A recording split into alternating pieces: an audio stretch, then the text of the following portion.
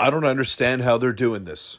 The Toronto Blue Jays just continue to shock everybody. They have now won 8 games in a row. They're the hottest team in baseball. They're firmly in a playoff spot.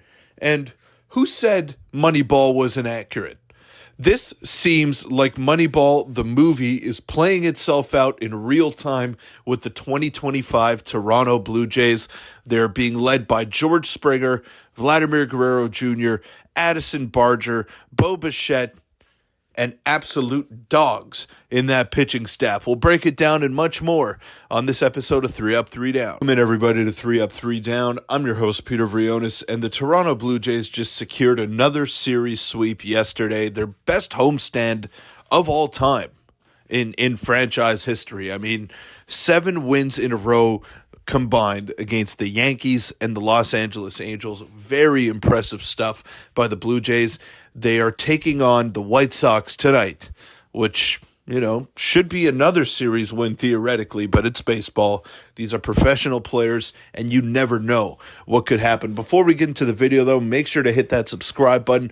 Your support has been unbelievable these last few videos, especially the Blue Jays community. You guys are coming out in droves, and I really appreciate it. But if you could hit that subscribe button, help get me to 3,000 subs, that would mean the world to me. But let's get into the video. Let's not waste any more time.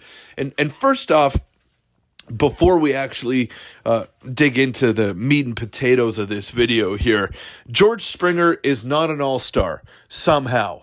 Despite having a top 5 OPS in the American League, he is not an all-star. Who is an all-star? Well, you guessed it, Julio Rodriguez, who has an OPS starting with a 6.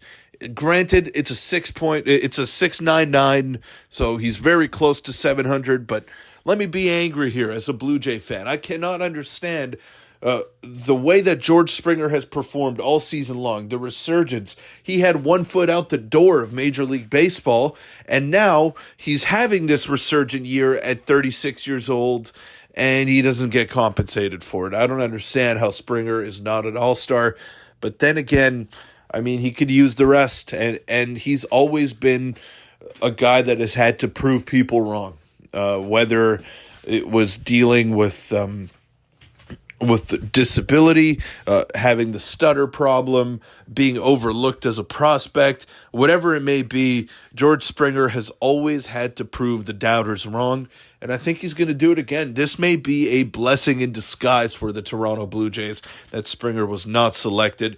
Give him a little bit of rest. Let him take that time and enjoy the time with the family over that all-star break, and he is going to come back fresh. He has looked fresh all season long, and he has been arguably the main reason that the Blue Jays are where they are, coming up with big hit after big hit.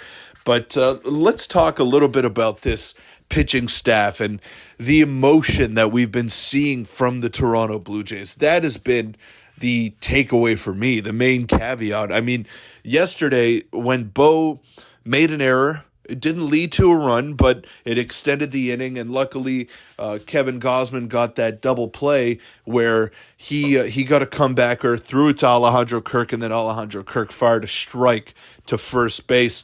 But that was right after the Bo Bichette error, where he clearly had a play to make. Like, it was not a hard hit ball, it was not a tough play to make, and Bo just booted it, right? So what does Bo do? He comes up in the bottom half of the inning, and he just goes yard. He goes yard.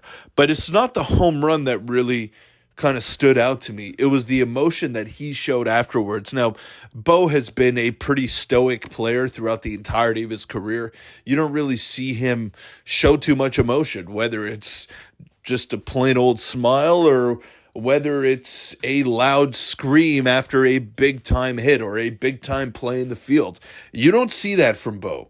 So the fact that, he kind of took charge there and said, I am not going to be the reason why this doesn't go right and why we don't extend our winning streak, well, he took that personally. And Bo came up with arguably, one of the biggest hits of the ball game. I'm not going to take anything away from Davis Schneider, who came up absolutely huge yet again for the Blue Jays, which is a nice thing to see.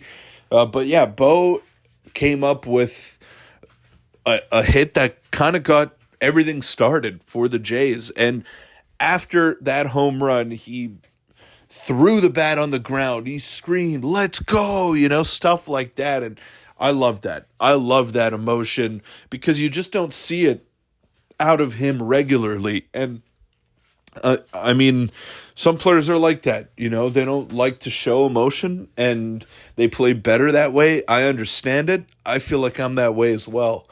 But when the moment calls for it, Bo has usually held back, but not this time. Not this time. He knew the importance of that. And this has been a regular occurrence for him over this homestand and over this winning streak that the Blue Jays have had, or this great stretch. Like, everyone senses these moments. Kevin Gausman got fired up yesterday. You saw Ryan Burr get fired up. I mean, everybody is chipping in, and it's not a one-man show. It is not Vladdy hitting 3 home runs a game and just lighting the world on fire. It's not that. This is a team effort, and it has been all throughout this 8-game win streak. Everybody has had a moment. I mean, Davis Schneider had a 2-home-run game against the Yankees. You had Davis Schneider come up with the biggest hit of the ball game yesterday to drive in the winning run to make it 3-2. Like, Davis Schneider was in the minor leagues a month ago or so, right? And he's finally found his place again.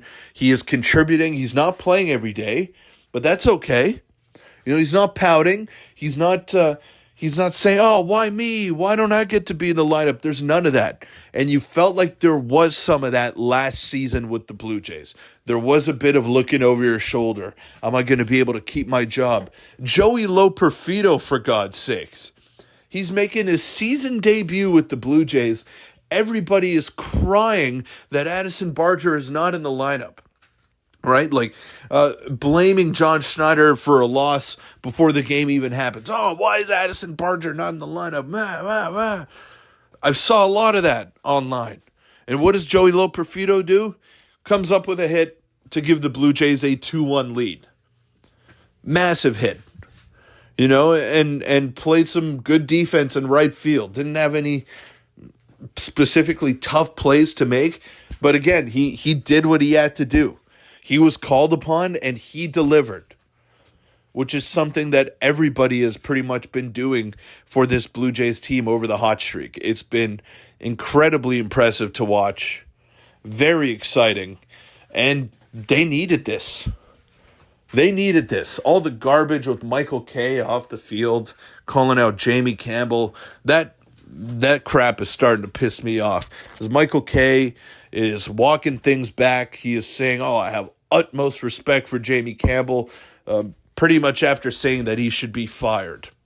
So, it's always going to be everybody against the Jays. It's always been like that. And they got to find a way around it. And right now they're doing that. They're not listening to the outside noise. They are playing for one another. And it's showing. I mean, this team is the most united Blue Jays team that I have maybe ever seen in my lifetime, right? I don't know. You could make a case for the 2015 team, the way that they came together. 2016 as well was pretty special. But in my lifetime, I was born in 2000. This is the most special Blue Jays group that I've seen come together. And I don't know, this hot streak, unbelievable. I hope that they can keep it going. They should keep it going tonight against the Chicago White Sox. Make sure to hit that subscribe button on the way out, guys.